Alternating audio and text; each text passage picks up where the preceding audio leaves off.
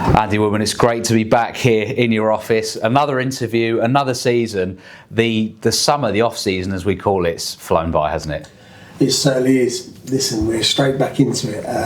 It's certainly flown by for me, that's for sure. Although my phone hasn't stopped ringing over the summer. So it's all good. It's all good though. We're looking forward to getting our team out on the pitch. Lots to talk about, as you allude to there. It's been a busy off-season for yourself and for a few others. And let's start off with the two players that have signed new contracts, that being Byron Webster and Jude Arthurs, two important members of your squad. Yeah, I mean, look, Byron Webster speaks for himself. He's been a captain here, a leader. He's been here from day dot since I've been here. It was a no-brainer for me. It doesn't look like he gets any older. He probably feels like he does, but he's been brilliant around this football club. And, look, until Byron says enough's enough, he'll be at this football club for sure. So I'm delighted he signed. Jude's probably played the most games out of any player that I've had here for me. So, and Jude, I think, represents everything I'm about. Heart, soul, fire in his belly, and he, I think we overlook some of the good work he does and the goals he gets. So I'm delighted they're both here with us for this season. And there's been the excitement of new signings as well. 3 of them to be precise so far. That being Will Hondermark, Carl Cameron, and Mitch Pinnock. 3 very good players at this level. Yeah, I mean, let's talk about them all. Will is a presence in the middle of the park. He gives us a bit of physicality. He gets on second balls, he breaks things up, and he can play, and he's got an engine. So all of those traits in Will fit our DNA. So I'm delighted to have him on board. He's from League One, so that's a progression, I think, when we're signing players from the league above. And then we've got Carl Cameron. He's no stranger to us. I think a few years ago he hit a left footer into the top corner at Notts County. Carl's someone I've known since he was 17, 18, maybe even younger when he was at Newcastle. He's a leader, he's a good talker, he's got a great left foot, good defender, and he'll bring something to our squad for sure.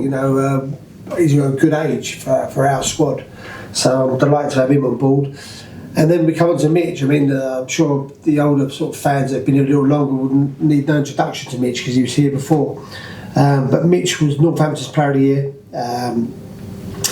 Year. Some people might think strange he come here, but he saw the ambition, he saw the picture and the template of what we want to achieve at this football club, and he wanted to be a part of it.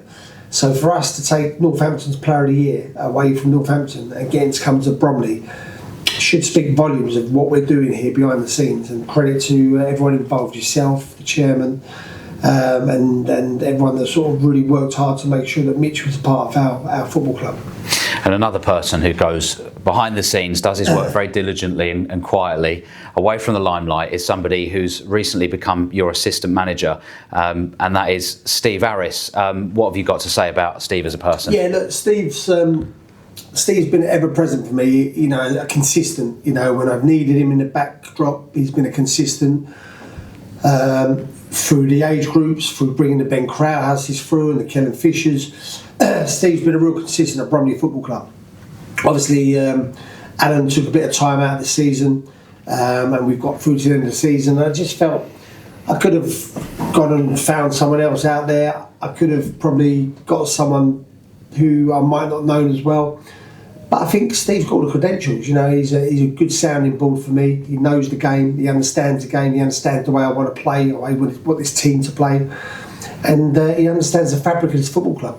So it was a real no-brainer for me to make Steve assistant manager, and he slotted into it exactly like I expect him to do. Just straight on with it. Got his head down, and we've done some good work. So I'm really delighted to have that announced that Steve's the assistant manager, and hopefully we can have a successful season. And with an off-season, we've talked about the incomings, the changes behind the scenes. Naturally, there are outgoings as well, and a few players who've moved on from the club. Yeah, it's never nice to let players go, and you have to try and get progression. You have to, you don't always get it right. I'm aware of that. And you also know that there's some favourites that you let go. I think when I first come, I think I let 5 or 6 go. Jack Holland being one of them, and Frankie Raymond, and people sort of looked. And it's never nice, but you have to trust that I have to take this club forward, and I have to take it forward with, fresh minds, fresh bodies, fresh ideas, and hopefully a little bit better. So, all of those players have gone, and I will name them individually. Louis Dennis, a real fan favourite, although I'm going to fine him because he signed my pool table. Long live the king. I rang him up. So he signed my pool table for, but I wished him well. Fella scored some big goals for us. Forever grateful for Fella's input and his professionalism. And then we got Miles Weston. Miles Weston, I maintain Miles Weston. Without Miles Weston, we might not be in this league. He played a real pivotal part in that semi-final and even in the final. So they've gone. Lewis Lee, I know we didn't see the best of Lewis Lee, and I'll shoulder some of the responsibility for that. The way we played, the way Lewis wants to play, the timing of Lewis's career and the timing of where we were in the league. It didn't work out for both parties. I spoke to Lewis, wished him all the best, and I still speak to Lewis, lovely boy. So I'm hoping he can kickstart his career somewhere. And then we've got Harry McCurdy, who we'll come up against next year, so I wish him all the best except for those games. I won't say too much about Harry because I don't want to fire him up, but Harry was good for us as well. I liked Harry, and he felt that he wanted to go back with someone he'd worked with, and I respected that. And then the last one was Dave Isaiah, goalkeeper that we that again come in, played a part in a game, got a clean sheet and was solid around the training ground every day, but felt he needed a different challenge as well, and I understand that, with goalkeepers they need to play. All of those players, I wish them nothing but the very best, and I will be looking out for their progression, and equally I will be keeping in touch with them like I do with all the players that leave. And of course, loan players going back to their parent clubs at the end of the season, and boy, did they make an impact last year, some of them. Yeah, we've been good with loan players. I think we've been really blessed with the ones we've brought in since I've been here. I think we've done a lot of work and a lot of due diligence to make sure we get the right ones. Look, Danny and Ray, I always read the comments, never fall in love with a loan player.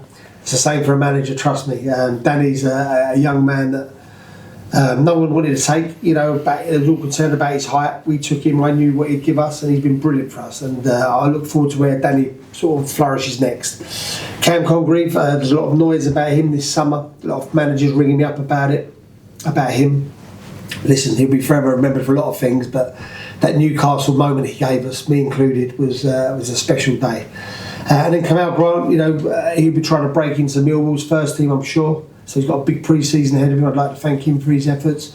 And Adam Mayer, another Millwall boy who's done really well for us. So we've been blessed with those boys. And again, I've spoke to all of them in the summer, I keep in touch, and will continue to do that. Boys are back from pre-season now and well into the runs and various things you've got them doing. How's it been so far? Well, I have to say, they look fit. I've got to say, credit to Tom and Jack Holland, the sports science people, the off-season programme. They've worked hard, and I say that without a smile on my face. They have come back and they look super fit, super focused. So I'm really impressed. There's not one player that I look out there and think he's had a good summer or he hasn't worked as hard as he should have. They are all bang on it. I'm really excited, and already at this early stage I can see the competition creating in the different positions, and that's what we want. We want everyone being competitive to get in the team and really pushing each other, and it's looking good. I'm excited. Plenty of exciting fixtures coming up as well, starting with the ones at home. Tottenham Hotspur, Chelsea, Crystal Palace and Millwall. It's a fantastic programme of pre-season games at the Copperjacks, isn't it? Brilliant. I mean, look, I always thank these clubs when they come, and I'd like to thank them on record. We're blessed. We're blessed that we've got the contacts that these clubs want to come. They're really good fixtures for us, really be a good turnout of crowd for us, and it'd be a really good test for us.